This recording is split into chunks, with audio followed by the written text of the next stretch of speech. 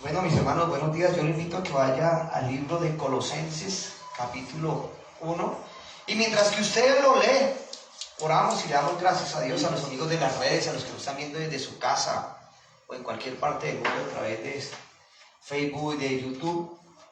Vamos a darle gracias a Dios. Dios, te damos gracias por este tiempo, por tu fidelidad, por tu misericordia. Y te pedimos, Dios, que en el nombre de tu Hijo amado Jesucristo, tú obres, Señor, conforme a tu preciosa voluntad, que seas tú obrando en cada corazón, que seas tú obrando, Señor, en cada vida. La palabra nos enseña que tú eres el que añade a los que han de ser salvos, Dios. Y te pedimos, Dios, que tú te glorifiques para la honra de gloria y Padre del Señor Jesucristo. Amén. Ahí mientras que usted lo busca, va a hacerle un pequeño recuento de lo que vimos hasta la semana pasada. No sé cuánto tiempo duramos viendo el libro de Filipenses, que era una iglesia plasmada de divisiones, de contiendas, donde Pablo llama a la gente a una disciplina, donde era la casi iglesia perfecta, o ellos se creían los casi perfectos, y el Señor los llama a disciplina a través del apóstol Pablo, donde había división y contienda entre las mujeres de la iglesia, cada una quería ejercer su liderazgo a su manera. Los hombres estaban también llamados a hacer su voluntad. Era una ciudad que estaba plagiada, igual que estamos nosotros rodeados de la idolatría, la religiosidad, el tradicionalismo, la rebeldía, el adulterio, el homosexualismo y todo lo que se ve hoy en día. Por eso la Biblia dice que es ayer, hoy y siempre. Esa es la palabra de Dios.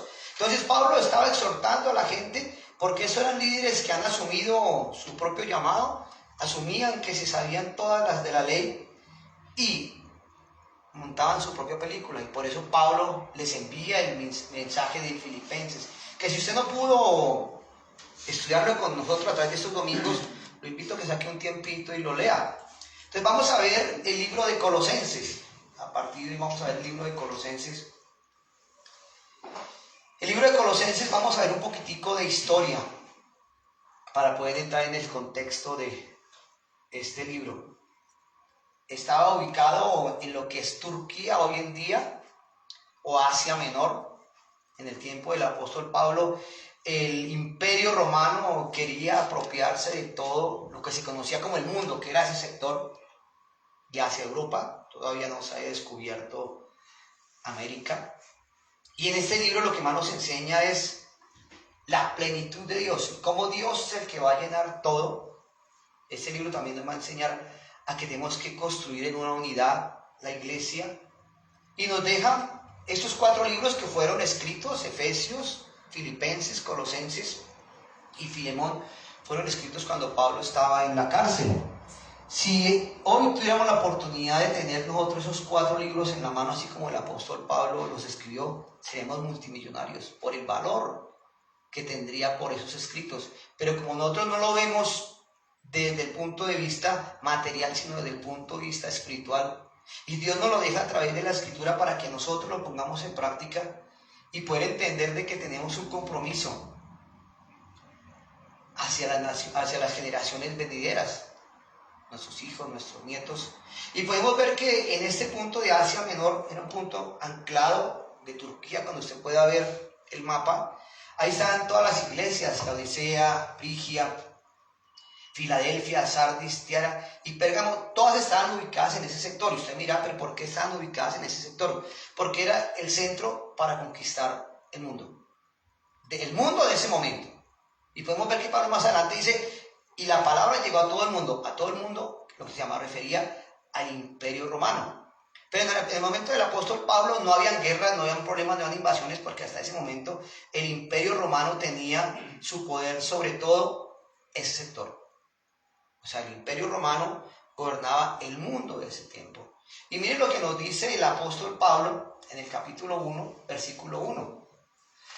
Dice: Pablo, apóstol de Jesucristo por la voluntad de Dios, y al hermano Timoteo. Aquí Pablo está diciendo, él mismo se llama apóstol. Y él no es apóstol porque él se puso, está ahí porque Dios lo puso como apóstol y a hacer su voluntad. Y yo le hago una pregunta: ¿usted está viviendo hoy de acuerdo a la voluntad de Dios? Los hermanos de Filipenses creían que estaban haciendo lo correcto y era una iglesia con defectos. Y la gente dice, es que yo a tal iglesia no voy porque el pastor es muy duro, dice las verdades, o porque el pastor tal cosa la otra. No, todas las iglesias son imperfectas porque están llenas de hombres pecadores. Pero la palabra no se equivoca, la palabra no falla. Y por eso el Señor nos lleva a entender, y Él dice, por Jesucristo, por la voluntad de Dios. Y el hermano Timoteo, debemos ver que su discípulo amado Timoteo siempre estuvo ahí. Y Dios siempre va a necesitar de que usted tenga un Timoteo a su lado. Siempre tiene que haber un líder que a usted lo esté llevando a la formación de la palabra. Pero hay gente por su debilidad de carácter, por su inmadurez espiritual y por su inmadurez como persona, no acepta que le digan un feo o no acepta que le digan un no. ¿Por qué? Porque esas inseguridades los lleva a sobreponerse a su propia autoestima y resulta que su autoestima está en el piso. ¿Por qué? Porque no han sabido entender que lo que pasó, pasó. Y que tenemos que arrancar en una nueva historia. Yo le haría unas preguntas de acuerdo cuando Pablo decía que haciendo la voluntad de Dios. Dice, ¿usted está cumpliendo la voluntad de Dios? ¿O estamos cumpliendo la voluntad de Dios? ¿Estamos sirviéndole a Cristo? ¿Estamos en el lugar seguro, en el lugar apropiado? ¿Y estamos haciendo las relaciones y acciones adecuadas? Y Pablo llevaba a esta iglesia de Colosenses, a que reaccionaran y pensaran cómo estaban viviendo. Aunque Pablo fue el que fundó esta iglesia, él nunca estuvo en Colosas. Él estuvo 3 años predicando el evangelio en Efesios, pero utiliza a Epafras y a Filemón para llevar el mensaje. Estas personas, cuando usted vea el saludo que Pablo hace siempre, es porque Pablo a sus líderes les enseñó la escritura en momentos de cárcel, de aflicción. Para nosotros es difícil a veces madrugar a la iglesia, para nosotros es difícil ir a una reunión por el inconveniente que sea. Y yo se lo decía a alguien en estos días, pero ¿por qué para madrugar a trotar después de haber tomado toda la noche si tenemos tiempo, pero no le sacamos el tiempo al Señor? ¿Por qué? Porque hacemos nuestra voluntad, porque buscamos en nuestro beneficio propio. Entonces, esta palabra fue para el tiempo del apóstol Pablo, pero también es para este momento. Y por eso Pablo lo dice, apóstol de Jesucristo y el hermano Timoteo. Él estaba haciendo la voluntad de Dios. No importaba el problema que estaba viviendo, él estaba predicando la palabra. Y Timoteo, Epafras, Filemón y muchos más estuvieron con él en la cárcel. Y usted, cuando pueda leer la Biblia y pueda ver los libros que son contemporáneos a la Biblia, de acuerdo a la historia, Pablo siempre mantenía encadenado a un soldado romano. Tenía 4 soldados amarrados durante el horario de las 24 horas, porque era un preso de alta peligrosidad. Y él siempre, imagínense este personaje predicándole a ese soldado que tenía al lado. O es más, ese soldado escuchando lo que él tenía que predicarle a los que iban a visitarlo. Y por eso es que a través de la palabra y de la evangelización de Pablo, todo el imperio romano conoció la palabra. Se puede decir que a través de la predicación de Pablo en la cárcel, su enseñanza puede haber llegado a una gran parte de Europa y aún hasta Inglaterra. Y el hombre estaba preso. De acuerdo a cómo él vivía, de acuerdo a cómo él compartía la palabra. Dice el segundo versículo: a los santos y fieles hermanos. Ahora aquí no está hablando a 2 grupos de personas, sino a un solo grupo de personas, fieles y santos. Y fieles es aquella persona que siempre está llamada a ser santo. Y santo significa ¿qué? Separado para Dios. Y la pregunta es, ¿en qué posición estamos nosotros? Él le decía santos y fieles a ellos que aunque estaban en Colosas físicamente, estaban en Cristo. Por eso la Biblia dice que aquel que está en Cristo, nueva persona es. No está viviendo de su pasado. O sea, la persona que es creyente y la gente de esta iglesia estaba en Cristo. Pero podemos ver cómo la iglesia estaba siendo atacada por la primera herejía de los tiempos. Y existe aún en día esa herejía, porque la iglesia siempre va a ser atacada por Satanás para desviar a la gente ¿de qué? De la palabra del Señor. ¿Usted está en Cristo? ¿Usted está sujeto a Cristo? Dice la parte del versículo 2: gracia y paz sean a vosotros de Dios nuestro Padre, el Señor Jesucristo. esa parte del Señor Jesucristo se encuentra en todos los escritos. El original dice: gracia y paz sean a vosotros de Dios Padre nuestro. ¿Y por qué? Porque aquí es donde empieza la primera herejía que se fundó la iglesia. Sacaron a Jesucristo del lugar.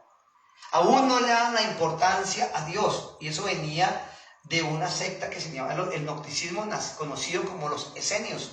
Ellos decían que Dios había creado a un ser, y ese ser creó otro, y ese ser creó otro, y entre esos seres fue Jesucristo, y Jesucristo fue uno más. Entonces, ver cómo cada secta se monta su propia película, pero como la gente no cree o no lee las escrituras, por eso tragan entero. Y al final de cuentas, terminan juzgando a sus pastores, a sus líderes, de acuerdo a las palabras que vino otro y les endulzó el oído. ¿Por qué? Porque no les dicen o leen la escritura. Y por eso Pablo decía en Timoteo 2:5, porque hay un solo Dios y también un solo mediador entre Dios y los hombres, Jesucristo hombre. ¿Y por qué decía eso? Porque esos esenios decían que la gente tenía que hacer un resto de rituales, y por aquí un resto de cosas, de meditar y aún hacer inciensos para entrar a la presencia de Dios. Pero si usted conoce al Señor, solamente arrodíllese y dile gracias. Pero que no se pueda arrodillar porque está trabajando, dele gracias. A través de Cristo y su cruz podemos entrar a la presencia de Dios. Miren lo que dice el versículo 3. Siempre que oramos por vosotros, damos gracias a Dios, Padre de nuestro Señor Jesucristo. Aquí podemos ver que nos podemos dirigir directamente a Cristo. No necesitamos intermediarios. No, pero pastor, es que usted está más cerca de Dios, ore por mí. Claro, mi hermano, yo oro por usted. Pero tenga en cuenta que usted puede orar directamente al Señor. Porque yo las 24 horas no puedo estar detrás suyo para decir, venga, oramos de acuerdo a su necesidad. Pero Pablo siempre decía, oramos por vosotros. Siempre oramos por vosotros. Él tenía una lista, no sé de cuántos, en los cuales oraba por quién. Por la gente de Colosenses. Y no solamente por la gente de Colosenses, también por los de Filipenses, por la gente de Efesios, por la gente de Corintios. Y yo le hago una pregunta. ¿Usted tiene una lista de oración? O como alguien me decía, yo solamente oro por mi esposa y por mis hijos. ¿Y el resto?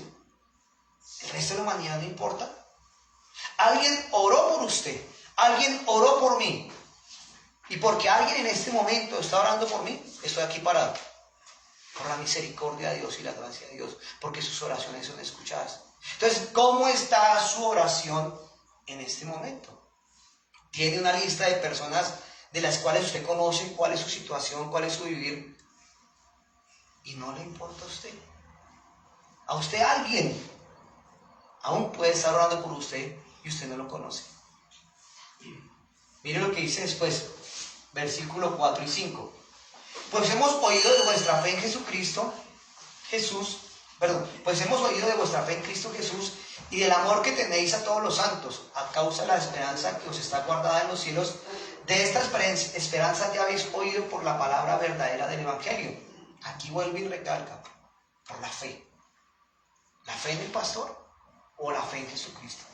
Y después dice, a causa de la esperanza que está guardada en los cielos. Nos está hablando algo del futuro.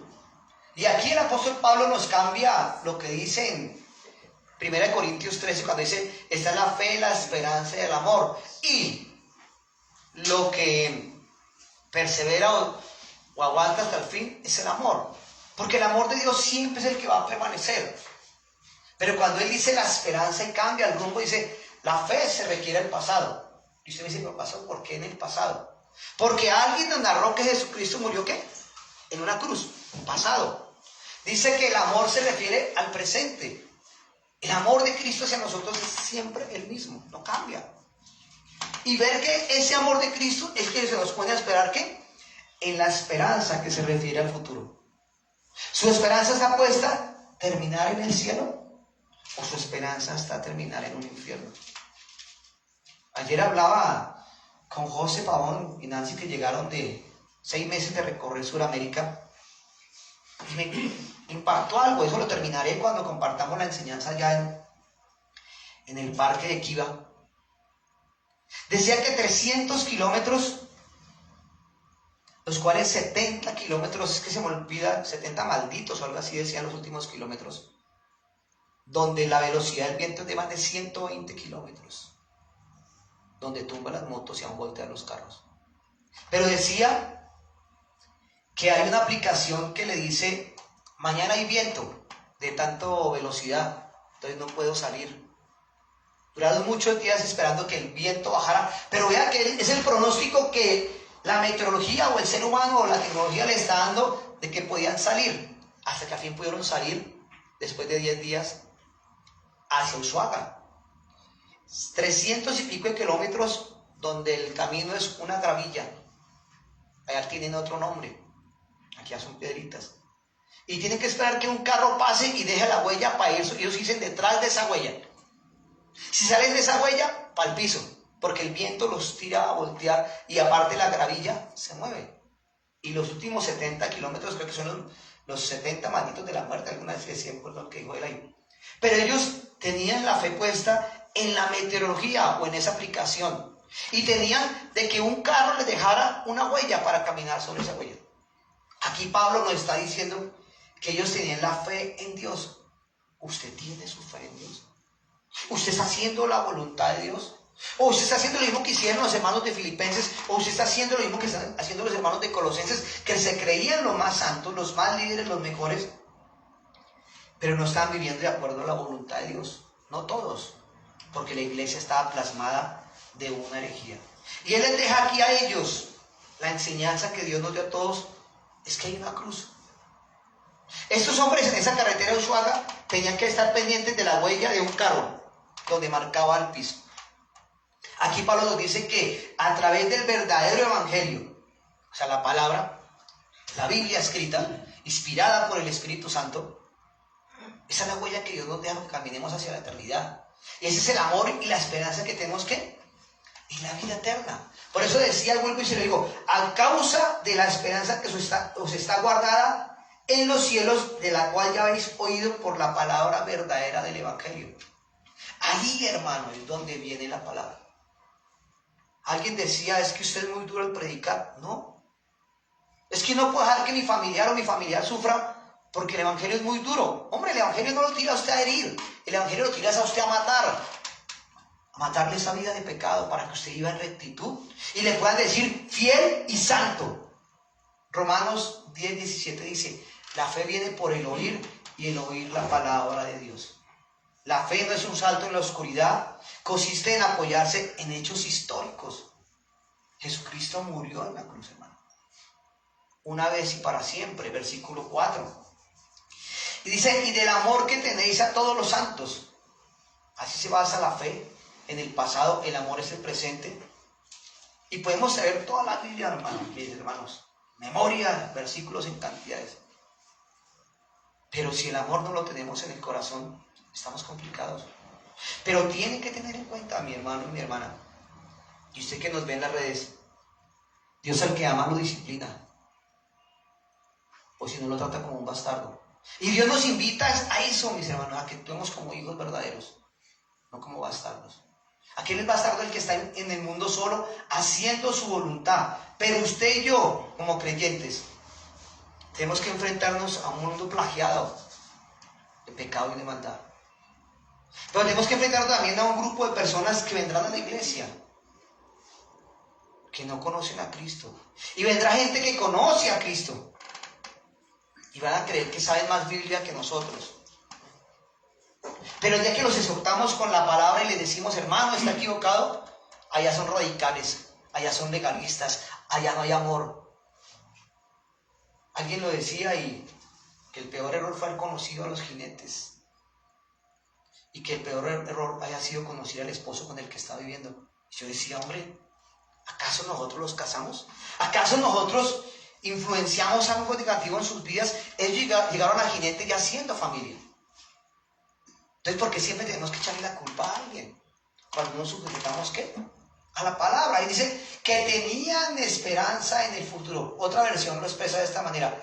A causa de la esperanza reservada para vosotros en los cielos.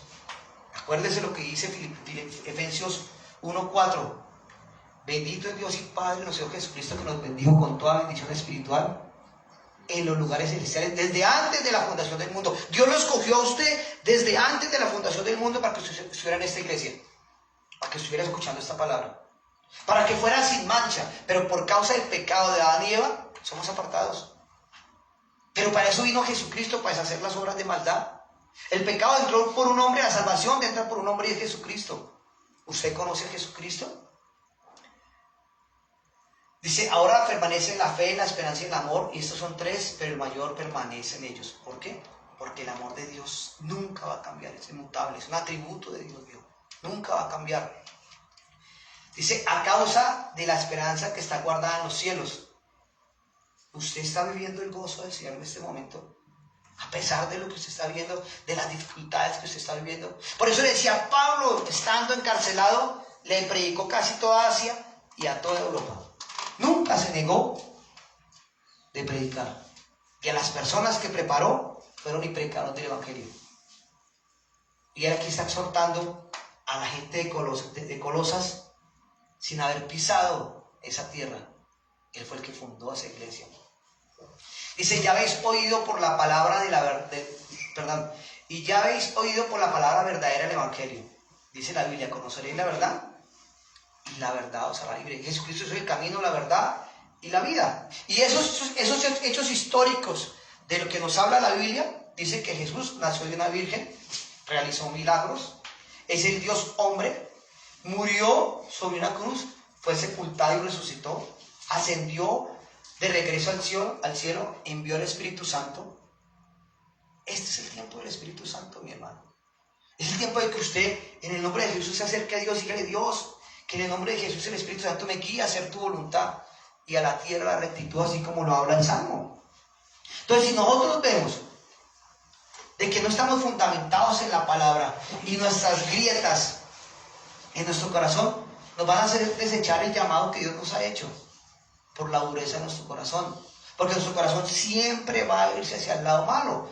Versículo 6, que ha llegado hasta vosotros así como a todo el mundo, y que lleva fruto y crece también entre vosotros desde el día que oísteis y conocisteis la gracia de Dios en verdad. Aquí esta palabra, cuando dice mundo, diríamos que es toda la tierra, y se lo explicaba al principio, es a todo el imperio romano. Ese era el mundo de esa época. ¿Por la predicación de qué? De Pablo. Claro, estuvo la predicación de los demás apóstoles, pero por la predicación de Pablo el Evangelio llegó a todo el mundo. Y hoy usted y yo estamos aquí porque Pablo fue enviado ¿a quién? A los gentiles. Yo anoche me acostaba pensando en la enseñanza de hoy, y se me venían versículos bíblicos y versículos bíblicos y versículos bíblicos, y yo le decía esta mañana, Señor, perdóneme, tengo esa cabeza así que no sé ni qué predicar. Pero tú conoces las personas que nos van a escuchar allá en ese parque. Tú nos conoces en las personas que nos van a escuchar allá en ese restaurante. Tú conoces lo que están viviendo esas personas en ese sitio. Oración. ¿Usted está orando por eso? Ahí es donde viene, mi hermano, el lloro y crujir de dientes. Ese mundo que no conoce a Cristo. Acuérdese, dice, de tal manera amó Dios al mundo. Aquí ya está hablando de la humanidad en general. Aquí Pablo hablaba de qué? Del mundo el cual gobernaba ¿quién? El imperio romano. Y dice, para que lleve fruto. Hoy vamos a llevar fruto allá. El miércoles que hablábamos con los muchachos, les decíamos, qué bueno que usted tenga un tiempo de predicarle a alguien de lo que Jesucristo es en su vida. No tanto su testimonio, sino el testimonio de Cristo en su vida, porque Él es el verdadero ¿qué? Evangelio. ¿Cuántas personas han conocido de Cristo a través de Jinetes por Jesús? A través de usted. Y de pronto está aquí, así como Pablito lo trajo un motociclista, ¿sí o no? Yo dice motociclista no está, pero Pablito se ha cimentado en la fe, porque ha mirado ¿a quién? A Cristo. Ha aprendido a mirar al Señor Jesucristo. Hay gente que solamente mira lo que les conviene. Versículo 7. Así que aprendiste de Epafras, vuestro hermano, consiervo amado, que es el fiel ministro de Cristo para vosotros. Epafras era aparentemente el líder o pastor de la iglesia de Colosas, pero él le predicó a Pablo ¿dónde? En la cárcel. No nos dice cómo conoció a Pablo. Pero lo que aprendió de Pablo fue y lo predicó. Y él fue el líder de la iglesia que fundó Pablo. Y Pablo estaba en Roma. O camino a Roma, porque estaba en la iglesia en Efeso. Entonces hoy usted puede ser un discípulo de Jesús predicando el evangelio, pero por negarse al llamado, por mirar las dificultades, el diablo no lo deja avanzar. Miren lo que Jesucristo dice en Juan 7, cuando sorprendió a la mujer en adulterio. Todos estos hombres decían, esa mujer es una adúltera, tal cosa, y todos la señalaban. ¿Y cuántos de esos hombres se han acostado con esa mujer? ¿Y Jesús qué le dijo? Que esté libre de pecado, ¿qué? Tire la primera piedra. Mire la mujer del flujo de sangre, una prostituta en un pueblo. Todo el mundo la juzgaba, todo el mundo la condenaba. Pero Jesucristo tenía sed. Le dijo, dame de beber. Fue la estrategia que Dios utilizó para llegar a esa mujer. Dice que él tenía que entrar a Samaria, porque iba para otro camino, dice, pero tenía que entrar a Samaria. Y de entrar a Samaria fue conocer en ese pozo a esa mujer y darle de beber el agua de la vida eterna. Dijo, nunca tendrás más sed. Y ella le refuta o le habla a Jesús de que ese pozo lo fundó Jacob, muchos años atrás. Ese es nuestro padre Jacob. La gente sabe Biblia, pero solamente por saberla, pero no la vive. Y Jesús le dice, yo soy mayor que el que fundó ese pozo. Yo te doy agua de la que nunca volverás a tener sed. ¿Eres tu profeta? Y él le dice, ve y llama a tu marido. Dice, marido no tengo. Pero por el testimonio de esta mujer, Samaria fue cambiada. Por el testimonio suyo de Cristo en usted, su ciudad puede cambiar. Hoy donde vayamos, esa gente puede ser cambiada. Pero ¿cuál es su actitud para ir? ¿Obedeciendo a Cristo? Vea también, Nicodemo llegó ante Jesús, un hombre sabio, un hombre fariseo, escriba, intelectual, y llega a confrontar a Jesús. Dice, sé que tú vienes de parte de Dios. Lo elogia. Y Jesús le dice, sí, si no nacieres de nuevo no puedes ver el reino de los cielos. Y lo confronta con una parte de la Biblia, que esa se la compartiré allá, basado en lo que decía el amigo mío de que venían los vientos y buscando una huella. Y Jesús lo lleva ¿a qué? A la cruz. Y le dice, tienes que nacer de nuevo.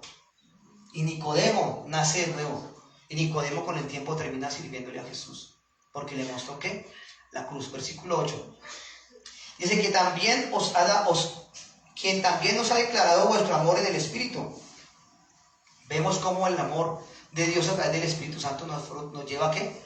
A dar un fruto. Y ese fruto permanece. No importa, mi hermano, se lo reitero, lo que usted esté viviendo, dificultades, aflicciones, todos lo vivimos de una manera diferente. Pero como hablaba con alguien ayer, su aflicción no es un cáncer. Hay cosas más complicadas. ¿Cuál es su aflicción? Que le impide aún darle gracias a Dios y aún llegamos a pelear a Dios que porque yo no me merezco eso. La Biblia nos muestra que tenemos que pasar por dificultades, pero Él ya venció esas dificultades. Versículo 9.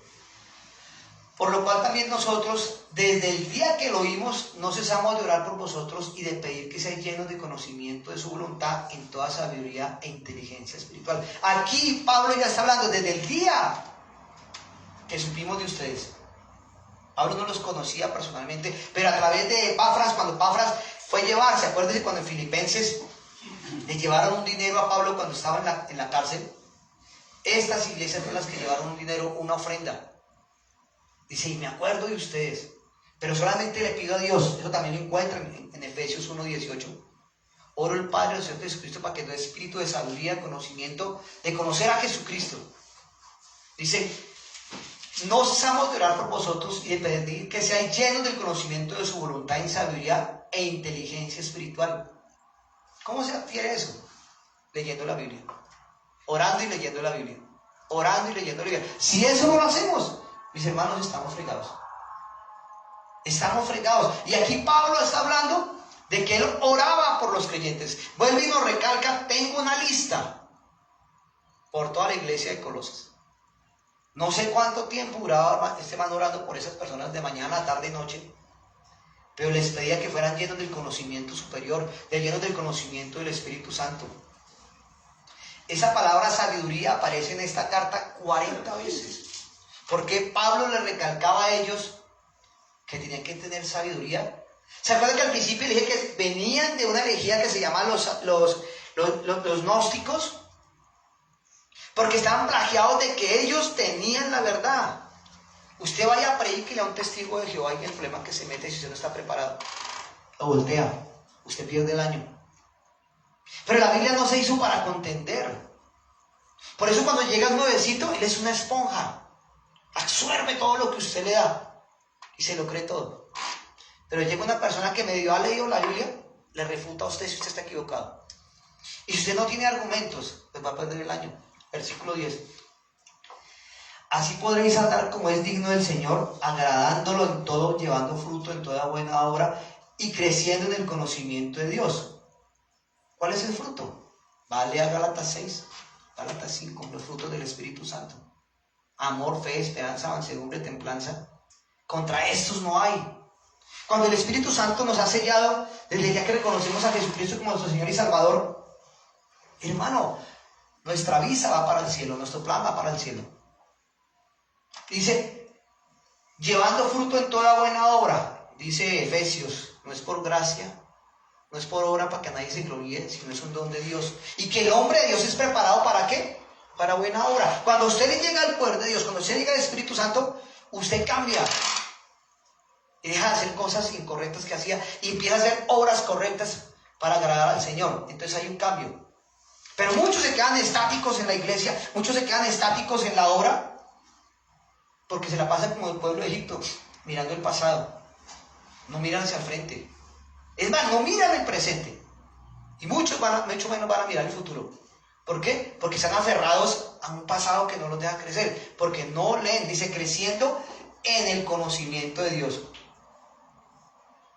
Esa fue la segunda petición que Pablo hizo. Que agradaran a Dios. ¿Usted y yo será que agradamos a Dios? ¿Será que estamos haciendo esa obra que parece en un buen fruto? ¿Estamos creciendo en el conocimiento de Dios? No nos quedemos en primera base, mis hermanos. Avancemos. Ayer me impactaba, no sé si usted lo vio en la noticia, es un muchacho colombiano o de descendencia colombiana. Su papá se fue a buscar vida a Estados Unidos a ser un basquetbolista. El papá no lo logró. Pero ese muchacho es el primer colombiano que entra a esa de fútbol americano. Ok, no sé cómo llamar esa vuelta. ¿Sabe qué le impactó a mí ese man? Severa pinta, mi hermano. Y me lo han dicho, Henry, usted es un fanático. Usted es afiebrado por mostrar a jinetes por Jesús. No, yo muestro a Cristo. Cuando ese man se pintó ese vestido, que no es un vestido que lo compró aquí en 10,000 pesos, y destapa el forro, ¿y qué era? La bandera de Colombia. Identidad de una raíz donde viene. Del sacrificio y el esfuerzo que hicieron sus padres colombianos para llegar a Estados Unidos para un sueño. Y aunque ese sueño no se cumplió en sus padres, se cumplió en él. ¿Qué tanto valor le damos a mostrar a Cristo? La iglesia se tiene que mostrar. Y se muestra a través de usted y de mí. Podemos ponerle el nombre que quiera. Aquí dice jinete porque es una iglesia bíblica. Le podemos colocar iglesia bautista, iglesia pentecostés, la iglesia X o Y. La iglesia somos usted y yo. Hoy iremos representando a Jesucristo a nombre de los jinetes. ¿Por qué? Por Jesús, no los jinetes de Henry. Porque la gente lo va a ver a usted. Y hoy la gente, mi hermano, le va a preguntar a usted quién es. Los niños. No sé quién irá a preguntar a usted algo allá. Y usted va a decir, yo soy cristiano, yo soy creyente. Y estoy aquí porque Cristo me sacó del fango cenagoso y me sacó del muladar y del basurero para sentarme en la mesa del rey. Versículo 11. Fortalecidos con todo poder, conforme a la potencia de su gloria, obtendréis perseverancia y paciencia con gozo. Ese es el quinto pedido que el apóstol Pablo hace para que esta gente tenga. Ser fortalecidos en el poder del Espíritu Santo, a la potencia de su gloria, el Señor Jesucristo, y obtener perseverancia, paciencia y gozo. No importa lo que se esté viviendo, el Señor es el que nos fortalece. Versículo 2 y vamos cerrando. Dando gracias al Padre que nos hizo aptos para participar de la alianza de sus santos. Aquí comienza el agradecimiento de Pablo hacia Dios por usted y por mí, y por la gente de Colonsas, de que nos ha hecho partícipes del cielo. ¿Cuánta gente, mi hermano? La misma Biblia lo dice, muchos son los llamados y pocos los escogidos. ¿Cuánta gente se le ha predicado el Evangelio? Y alguien decía, no le echemos las perlas a los cerdos. Usted y yo éramos cerdos. ¿Y cuánto? A Henry Valdés desde los 8 años le predicaron de Cristo. Y a los 37 realmente conocí a Jesús. Fui un cerdo durante 37 años. Fui un perro que volvía al vómito. Fui un cerdo que volvía y me lavaba y me mezclaba en el barro. Pero la gente me siguió predicando. La gente siguió orando por mí. Aún en este momento, Dios lo puede estar confrontando quién es en Cristo. Y gloria a Dios que está utilizando este burro para llevar el mensaje. Pero entienda, mi hermano, lo que dice el versículo 13. Él nos ha librado del poder de las tinieblas y nos ha trasladado del reino de su amado Hijo. Estábamos bajo el poder de Satanás. Vivíamos muertos en nuestros delitos y pecados. Vivíamos bajo las obras de Satanás, haciendo la voluntad de él. Pero nos sacó de las tinieblas, ¿a qué? A su luz admirable. Y cuando usted lo lea en Primera de Pedro 2:9 dice, mas vosotros sois linaje real, real sacerdocio, nación santa, pueblo adquirido por Dios, para anunciar las virtudes de aquel que nos sacó, ¿de qué? De las tinieblas a su luz admirable. ¿Dónde estábamos? En tinieblas. ¿Dónde vamos ahorita? A predicar de su luz admirable, a hablar de salvación. Estábamos al servicio de Satanás. Estábamos muertos en nuestros delitos y pecados. Versículo 14.